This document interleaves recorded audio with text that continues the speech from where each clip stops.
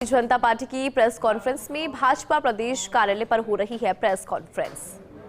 जितेंद्र गोटवाल जी हैं, अभी वर्तमान में खंडार से विधायक हैं, जम्मू रामगढ़ से विधायक हैं, महेंद्र पाल जी मीना। मैं सतीश जी भाई साहब से निवेदन करूंगा कि प्रेस वार्ता को संबोधित करें। नमस्कार मित्रों,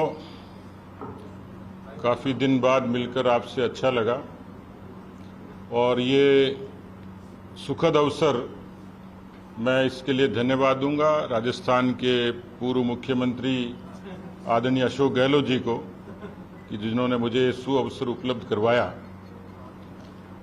उनकी प्रेस कॉन्फ्रेंस सुनी और काफ़ी चीज़ें उन्होंने मुझे दोबारा से याद दिला दी। ये गांव में एक जुनूनी आदमी था, तो लोगों ने कहा कि भाई गांव में आग मत लगा देना, तो उसने कहा ये अच्छी बात याद दिलाई, अब तो लगाऊंगा ही। तो अशोक जी ने बातों बातों में कुछ गड़े मुर्दे उखाड़े हैं जिसका जिक्र मैं आगे करूंगा।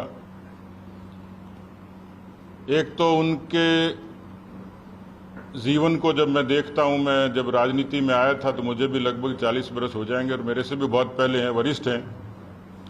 राजस्थान की राजनीति में इस पीढ़ी में तो मेरे ख्याल से जो सत्ता में बहुत लंबे समय तक रहे उनमें से वो शुमार हैं, शीर्ष पदों पर भी रहे। आज की प्रेस कॉन्फ्रेंस सुनी और मुझे पार्टी का हुक्म हुआ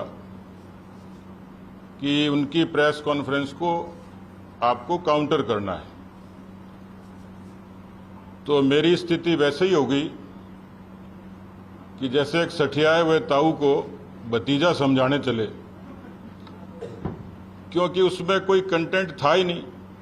ये भी नहीं समझ में आया कि बुलाया क्यों, बताया क्या, निकला क्या। कुछ चीजें जरूर थी जो मेरे काम की चीज मैंने पकड़ी उसमें। उन्होंने कन्हैयालाल जी की घटना का जिक्र किया। दूसरा जिक्र उन्होंने कपासन की एक किसी सोशल मीडिया की पोस्ट को लेकर किसी युवक पर और हमले को लेकर किया।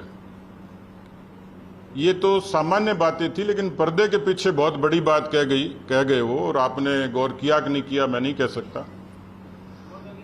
कन्हैयालाल जी की घटना के बारे में तो स्पष्ट है, ये खुद उन्होंने कहा, लेकिन ये घटना उन्हीं के कालखंड में हुई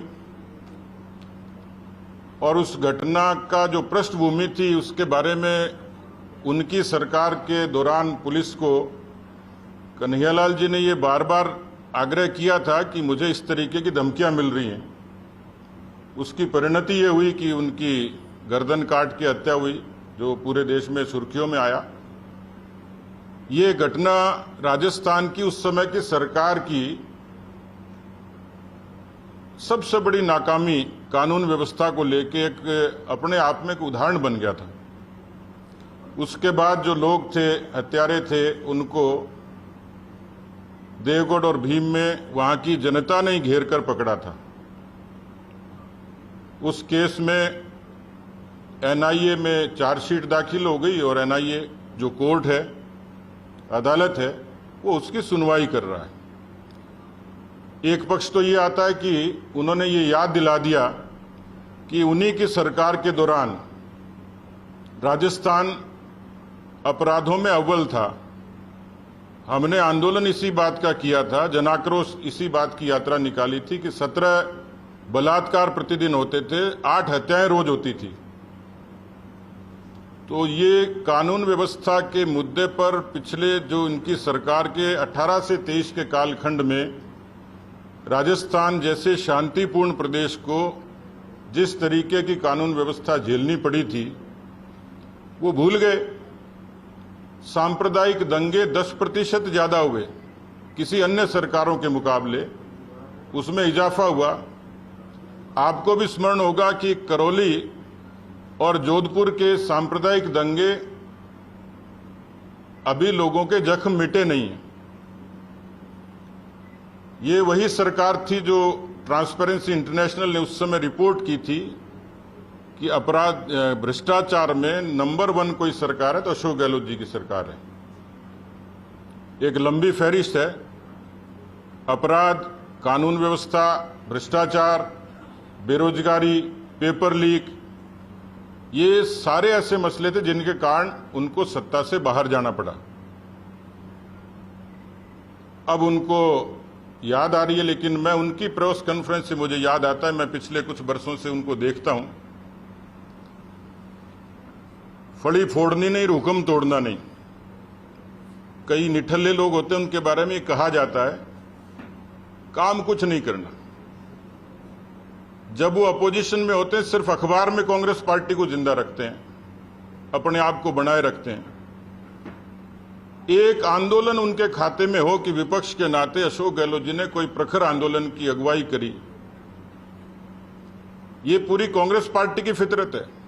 सत्ता से बाहर उनको सुहाता नहीं है, उनको तकलीफ होती है और इसलिए विपक्ष का धर्म क्या भूल जाते हैं और इसलिए अपनी पार्टी को बयानों से उनको जिंदा रखना ये अच्छे से आता है। इस बात को तो मैं मानता हूं कि 5 साल अखबारों में ही रहेंगे, उनको सुर्खियों में बने रहना भी आता है। प्रधानमंत्री जी की विजिट हो रही है, कभी गृह मंत्री जी की विजिट से पहले ऐसी प्रेस कॉन्फ्रेंस करेंगे, कभी प्रधानमंत्री जी से। आपने इस प्रदेश को हर लिहाज से 4,71,000 करोड़ का कर्जा था, जितनी बाकी उनकी खूबियां मैंने बता दी, और भी बहुत लंबी फहरिस्त है। ऐसे ऐसे मसले हुए कानून व्यवस्था को लेके, थानागाजी के दुष्कर्म से की घटना से तो सरकार की शुरुआत हुई थी। कृष्णा वाल्मीकि की हत्या झालावाड़ में होती है, पूरे प्रदेश का एक दृश्य था कि जिसमें अनुसूचित जाति और जनजाति पर 18% अपराध ज्यादा हुए थे। तो जिस तरीके की उन्होंने बातें कही हैं, मुझे नहीं लगता बिल्कुल बेसिर पैर किसी बातें थी, कोई कंटेक्स्ट नहीं था, कोई उनके पास किसी तरीके का कंटेंट नहीं था। लेकिन इतना बड़ा राजनीतिज्ञ व्यक्ति इस तरीके की भ्रमित बातें करे। उन्होंने कहा कि मैं कालवाड़ रोड पर गया, सड़क में खड्डे थे।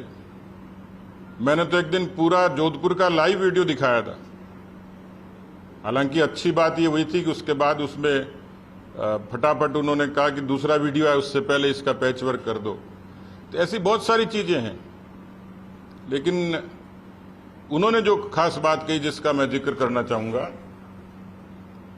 कोरोना का कालखंड था और 162 मौतें प्रतिदिन होती थी और सरकार बाड़े में बंद थी। सरकार बाड़े में क्यों बंद थी? आरोप तो हम पर लगाते हैं। किसी पत्रकार के प्रश्न के जवाब में भी उन्होंने कहा कि एफआईआर लगना, केस खत्म नहीं होना होता है, यानी इस बात का एडमिटेंस है। लेकिन ये पृष्ठभूमि, हमारे ऊपर तोहमत लगाते हैं, इल्जाम लगाएंगे, फिर बात करेंगे, लेकिन उनकी ही सरकार का नजरिया है, उनकी सरकार का ही घटनाक्रम है, उनकी पार्टी का ही घटनाक्रम है कि उन्हीं के सरकार के, उन्हीं की पीसीसी के चीफ और उन्हीं सरकार के उप मुख्यमंत्री को राजद्रोह जैसा मुकदमा दर्ज करना पड़ा उनको। दुनिया की कोई सरकार इतने दिन बाड़े में नहीं रही होगी। कोरोना के उस दंश को राजस्थान की जनता ने कितनी विपरीत प्रतिकूलता में झेला है, इसलिए उन्होंने ठीक याद दिला दिया। मुझे लगता है कि कन्हैयालाल जी का तो बहाना है, पर वो बार बार उस 2020 की 22 की घटना को जरूर याद दिलाना चाहते हैं और अपनी ही पार्टी के लोगों पर कहीं पे निगाहें और कहीं पे निशाना। क्योंकि जिस तरीके की सक्रियता मैं देख रहा हूं उनकी, जिस तरीके के बयान है, तो हमारे ऊपर तो रस्म अदायगी है, लेकिन पर्दे के पीछे की कहानी कुछ और है। उनको आशंका है, असुरक्षा है, या उनकी रणनीति है, उनकी सियासत है, उस पर मैं टिप्पणी नहीं कर सकता। आने वाले समय में वो चीजें सामने आ जाएंगी। राजस्थान की और हिंदुस्तान की दोनों ही सरकारें 18 से 23 के कालखंड में देश की मोदी जी की सरकार ने राजस्थान को हर लिहाज से पूरे तरीके से, विपरीत विचार की सरकार होते हुए भी, जल जीवन मिशन से लेके, प्रधानमंत्री किसान सम्मान निधि से लेके, प्रधानमंत्री ग्राम सड़क योजना से लेके, नेशनल हाईवेज से लेके, इन सब में प्रधानमंत्री गरीब कल्याण अन्न योजना से लेके कोविड से लेके और मजबूती से समर्थन और सपोर्ट दिया ताकि राजस्थान की जनता खुशहाल रहे। पूरे 5 साल तक जल जीवन मिशन की उस योजना को जनता के घर तक नहीं पहुंचाने दिया, षड्यंत्र किया, भ्रष्टाचार किया और इसी कारण उनके लोग जेलों में। ये वानगी है। सरकार के आने के बाद कई महीनों तक प्रधानमंत्री किसान सम्मान निधि का पैसा किसानों को इसलिए ट्रांसफर नहीं हुआ कि वो आंकड़े उन्होंने केंद्र सरकार को उपलब्ध नहीं करवाए। आज राजस्थान का 70 लाख किसान पीएम किसान का आनंद ले रहा है। राजस्थान में 40 लाख लोगों को प्रधानमंत्री गरीब कल्याण अन्न योजना का लाभ मिलता है। राजस्थान में 83 लाख शौचालय बने, यानी हर लिहाज से राजस्थान को ताकत और मजबूती मिली है। राजस्थान की मौजूदा सरकार भजनलाल जी के नेतृत्व में अच्छा काम कर रही है।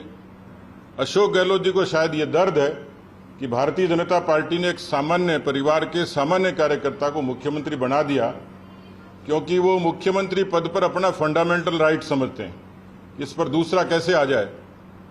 तो वो सियासत उनकी पार्टी में हो सकती है कि दूसरे को नहीं आने देंगे। ये भारतीय जनता पार्टी है जो सबको अवसर देती है। मुझे लगता है कि मैंने बहुत सारी चीजें, उनकी बातें काफी लंबी थी, जो जवाब देने चाहिए थे वो स्पष्ट नहीं थे, कहीं मजाक में टाल दिए, कहीं नजरअंदाज कर दिए।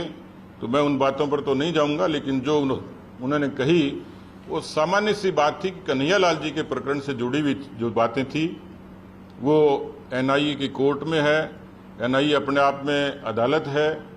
हाँ, ये जरूर है कि कांग्रेस के लोगों की फितरत है कि संवैधानिक संस्थाओं पर उंगली उठाते उठाते अब वो न्यायपालिका तक भी सवाल खड़े करने लग गए हैं।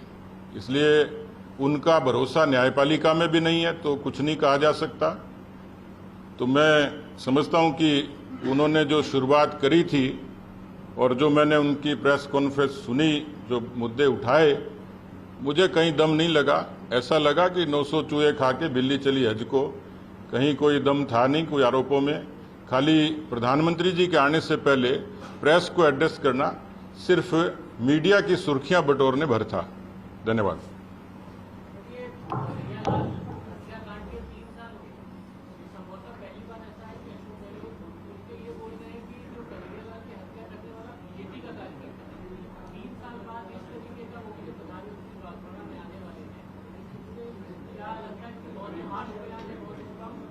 इसलिए मैं कह रहा हूं कि इसका कोई सिर पैर नहीं है। एक उन्होंने कागज दिखाया जिसमें हमारे उस समय के नेता प्रतिपक्ष और अभी वर्तमान राज्यपाल गुलाब चंद कटारिया जी के साथ में कोई शख्स खड़ा है, उसकी फोटो है। और ये खुद भी कह रहे हैं अशोक जी की फोटो तो कोई भी कहीं खिंचवा सकता है। अब मैं यदि रिसर्च करूंगा तो अशोक जी के साथ भी बहुत सारी फोटो दिखा सकता हूं। तो ये तो बेबुनियाद सी बेसिर पैर सी बात है। उसके बाद कह रहे हैं कि बीजेपी के लोगों ने बचाने की कोशिश की। कोई रिकॉर्ड है क्या? कोई प्रमाण है? तो एक चलती फिरता सा आरोप है जिसमें कोई दम नहीं है। इसकी बात वहीं खत्म हो जाती है कि भारतीय जनता पार्टी ने और एनडीए की सरकार ने, गृह मंत्री जी ने संज्ञान लेते हुए इस मामले को तुरंत एनआईए को ट्रांसफर किया और एनआईए इसकी सुनवाई कर रही है, चार्जशीट दाखिल होगी। मुझे लगता है कि उनके सवाल का जवाब यहीं खत्म हो जाता है। उन्होंने कहा कि एनआईए 3 साल से जो है इसकी जांच करके 3 साल से किसी पहुंच नहीं पाई है। और उसके अलावा उन्होंने कहा कि 166 के बयान होने थे, जिसमें 15-20 दिनों के बयान हुए थे। इसमें क्या कहें? देखिए, कोर्ट की प्रक्रिया में समय लगता है, ये अच्छे तरीके से वाकिफ है वो भी, आप सब, हम सब लोग भी। यदि केंद्र की और भारतीय जनता पार्टी की नीति और नियत में कोई फर्क होता तो शायद एनआईए को जाती नहीं। ऐसे बहुत सारे मसले थे, नहीं तो अशोक जी को चाहिए था उस समय खुद पहल करते एनआईए को भेजने की।